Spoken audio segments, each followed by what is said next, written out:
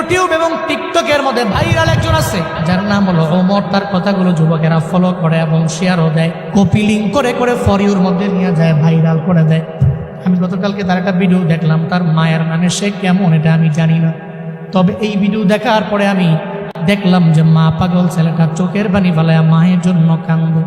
নেপালের পাহাড়ের সামনে দাঁড়াইয়া বলতেছে, আমার মা দুনিয়ার মধ্যে আমার সবচেয়ে বড় আপন।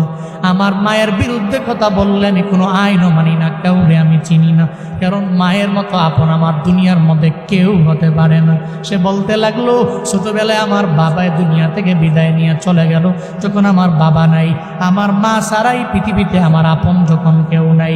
আমার মায়ের গার্মেন্টসে চাকরি করে করে করে করে কোনো রকম জিন্দেগি চালাইয়া আমারে ফালায়া যায় নাই, বরং পরিশ্রম করে করে আমার মা স্কুলের মধ্যে আমারে পড়াইলো। আজকে আমি অনেক মশহুর হয়ে গেলাম, প্রসিদ্ধ হয়ে গেলাম, সবাই আমারে চিনে, তবে আমি মায়েরে ভুলতে পারি না। নেপালের পাহাড়ের সামনে দাঁড়াইয়া বলতে লাগলো, মা জীবনে কোনোদিন আপনারে আই লাভ ইউ মা বলা হয় নাই, আমি আপনারে ভালোবাসি, আমি আপনারে পছন্দ করি এটা বলা হয় নাই। এই যে যুবকরা যারা আছে এরা তাদের প্রেমিকারে জীবনে কতবার আই লাভ ইউ বলে, নিজের ওয়াইফেরে বারবার বলতে পারে, একটু বলো না রে বাপ, কয়দিন তুমি মায়ের দরবারে গিয়া বললা, মা গো তোমারে ভালোবাসি, আমি তোমারে পছন্দ করি, আমি তোমারে মহাব্বত করি, তুমি ছাড়া এই দুনিয়ার মধ্যে আপন আমার কেউ নাই। মনে রাখবারে বাবা, মায়ের মতো আপন তো জীবনে কোনোদিন অন্য সেকেন্ড কেউ হতে পারে না, কারণ সব হলো স্বার্থের পাগল। আর যা মা যে ভালোবাসা দেয় ওটার মধ্যে বিন্দু মাত্র পরিমাণ স্বার্থ নাই, চিল্লায় বলো ঠিক কিনা। ওমর নামক ওই ছেলেটা বলতে লাগলো, এরপরে আমার আপন আমার নানি, আমি জানি রে নানিরা নাতিদের বড় পছন্দ করে, বড় ভালোবাসে। নানার বাড়িতে গেলে নানি ঠান্ডা পানি দিয়া শীতের দিনে পিঠা পুলি বানা নাতির জন্য বসে থাকে, কি পরিমাণে মায়া করে, কি মহাব্বত করে। সে বলতে লাগলো, আমার নানিও আমার জন্য এত পরিমাণে অবদান, যদি জীবনে কোনোদিন একটা হেরিয়ার গাড়ি আমি কিনতে পারি, আমার মায়েরে ওঠামো, আমার নানিরে ওঠামো। যুবকেরা তোমরা অন্যান্য বিষয়গুলো টিকটক দেখা দেখে অন্যজনরে ফলো করো, তবে এটা কেন ফলো করো না?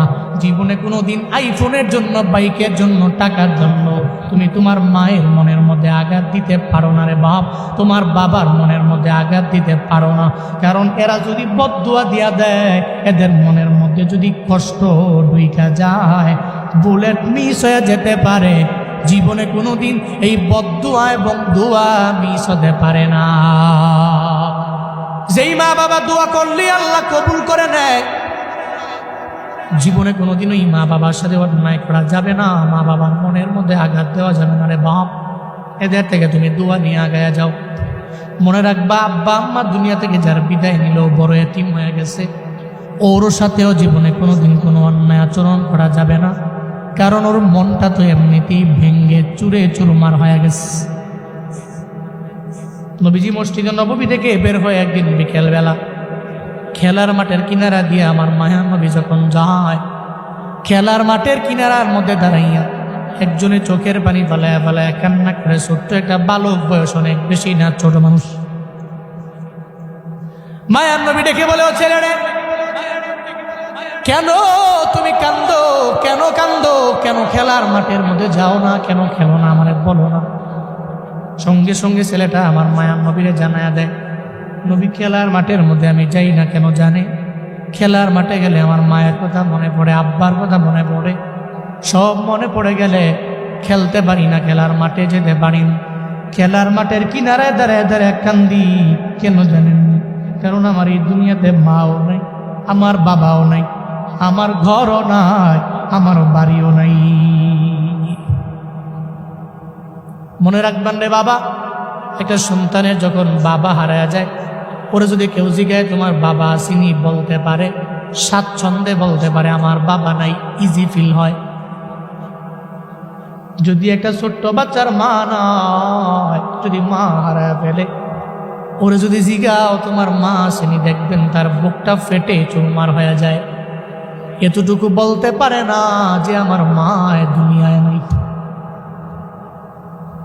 ছোট্ট একটা বালকের মাও নাই, বাবাও নাই, কেউ নাই, ঘরও নাই, বাড়িও নাই, আমার মায়ের হ্যাঁ নবীর দরবারে বলতে লাগলেন, নবী গো আমার মাও নাই, আমার বাবাও নাই, ঘরও নাই, বাড়িও নাই।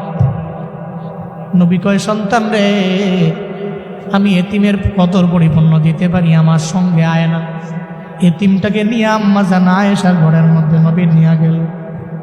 মায়ার নবী যায় বলে, আয়েশা, এমন একজন এতিম আমি ঘরের মধ্যে নিয়ে আসলাম রে আয়েশা, যে এতিমের মাও নাই, বাবাও নাই, ঘরও নাই, বাড়িও নাই। তোমারে আজকে দেখে আম্মা বলবে, আমারে আজকে দেখে আব্বা বলবে। এতটুকু যাতে বুঝতে না পারে দুনিয়াতে ওর মা নাই, বাবা নাই, ঘর বাড়ি নেই।